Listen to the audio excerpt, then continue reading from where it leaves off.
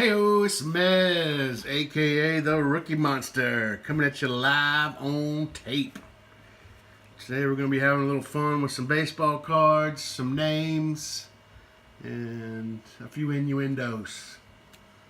So without further ado, I show you my Gem Mint Rusty Cunts.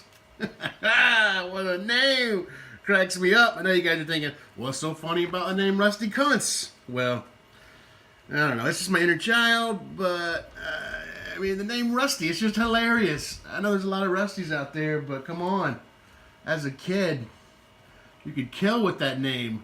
You'd be like, oh, did you do your math homework? No, I was a little rusty. Oh, how's your golf game? I'm a little rusty. It just plays in every situation. I'm a little rusty. So I bet that guy had the greatest childhood, just had a blast in elementary school, cracking up all of his friends by saying he was a little rusty. All right, moving on. I just got this card. I tend to collect cards with, interesting pictures or names, such as Little Rusty. So I had to get this one. This one's now the oldest card in my collection by a large margin. It's an 1887 Old Judge Cannonball Titcomb. Cannonball Titcomb. Wow. Needless to say, I don't think this guy was fitting his name on the SAT answer sheet. He'd be like Cannonba. Oh, out of room. Guess you're just Cannonball. Anyways, I was a big fan of Burt. The late Burt Reynolds and his cannonballs. So I had to get this guy. Pick this card up. It's a really cool card. This is my first,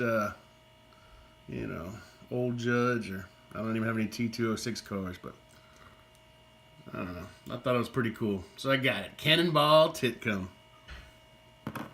Anyway, after I had tipped my toes into the ultra vintage market, I decided just to stay there but go to the opposite end of the spectrum. So I got this huge Johnny Dickshot. Oh, this thing's gigantic. It's like a postcard. But it's signed by the late, great Johnny Dickshot himself. Look at that.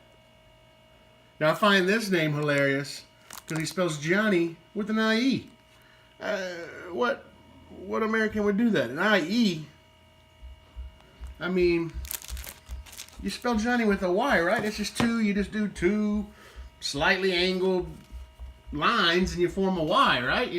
Boom, that's all you got to do. That doesn't look right on the camera. But anyways, y'all know what Y's look like. But now he's going to go all line, dot, and don't even get me started on the lowercase e. I mean, come on, we got circles in there and straight lines that got to match up in the right place. That's just a waste of time. Now, I did my math, and over the course of a full lifetime, if you spell your first name Johnny with an I-E instead of a Y, you're going to spend an extra 6.5 to 7 years just writing your name out compared to if you'd have just wrote it with a Y.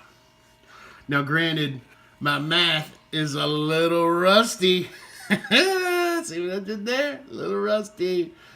So I may be off by 6.5 to 7 years, but I think I'm spot on. So, do you kids a favor. Just spell it with a Y. I think Johnny actually wised up because I saw some other signatures by him where he actually spells Johnny with a Y.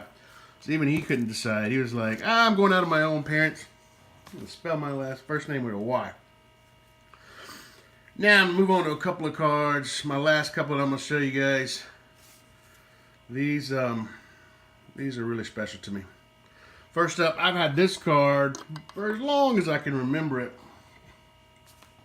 It's my mini dick pole. Now, I used to be embarrassed of this card. I can't lie. I just felt like it wasn't as good as a full-size dick pole. And everybody would come by and I felt like they would laugh at my dick pole. I wouldn't pull it out. We were all getting together, showing off our cards. I just kept it stashed away. But luckily, throughout the years I grew up, met my wife. She taught me that, you know, it's not really about the size of the card. It's the emotion in the ocean that it creates, you know, when you're putting it in and out of a top loader or a binder. So I appreciate her for that. Fortunately, after 5 kids, I had to get mine permanently fixed. But that'll forever be my mini dick pull. And last but not least, it's probably my favorite card to play with.